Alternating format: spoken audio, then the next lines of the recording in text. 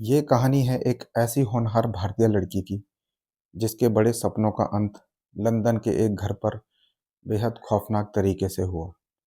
24 साल की हर्षिता बिरेला दिल्ली के पास हरियाणा के सोनीपत की रहने वाली थी और वो एक बहुत ही प्रतिभाशाली और खुशमिजाज लड़की थी। साल 2023 में उसकी शादी पंकज लांबा नाम के एक व्यक्ति से हुई थी। शादी के बाद हर्षिता के मन में सुनहरे भविष्य के सपने थे और इसी वजह से वो अप्रैल 2024 में अपने पति के साथ लंदन के कॉर्बी इलाके में शिफ्ट हो गई थी। हर्षिता वहाँ एक वेयर हाउस में काम करती थी और अपनी मेहनत से अपनी पहचान बनाना चाहती थी।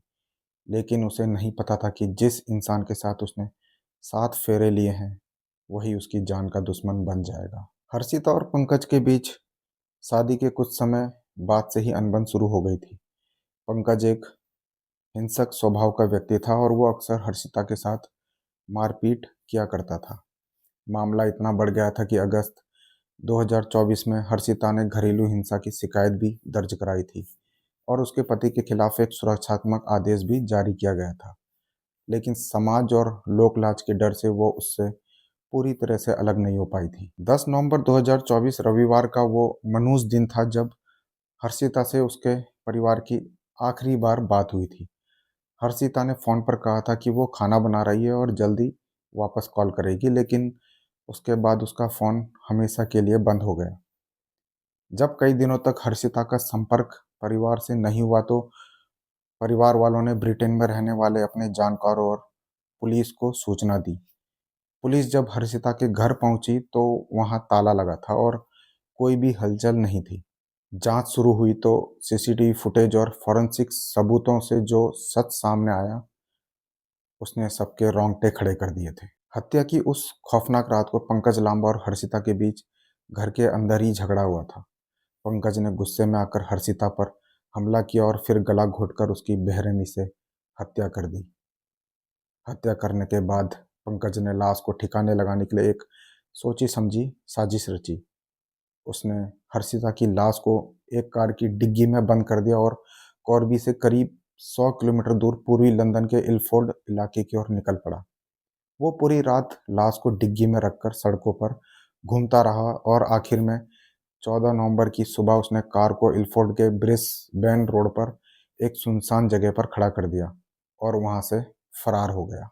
जब पुलिस ने उस संदिग्ध कार की तलाशी ली तो डिग्गी खोलते ही उन्हें हर्षिता की लाश मिली। लाश को पोस्टमार्टम के लिए भेजा गया तो रिपोर्ट में साफ हुआ कि हर्षिता की मौत गला घोटने की वजह से हुई थी। पुलिस ने तुरंत पंकज लांबा को मुख्य संदिग्ध घोषित किया, लेकिन तब तक बहुत देर हो चुकी थी। सीसीटीवी कैमरों की जांच से पता चला कि हत्या करने और लाश को ठिकाने लगाने के तुरंत बाद पंकज ने लंदन छोड़ दिया था।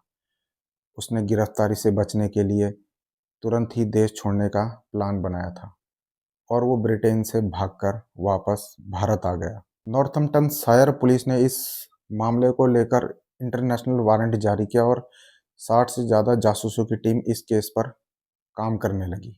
आज की स्थिति यह है कि पंकज लांबा अभी भी फरार है और माना जा रहा है कि वो भारत में कहीं छिपा हुआ है।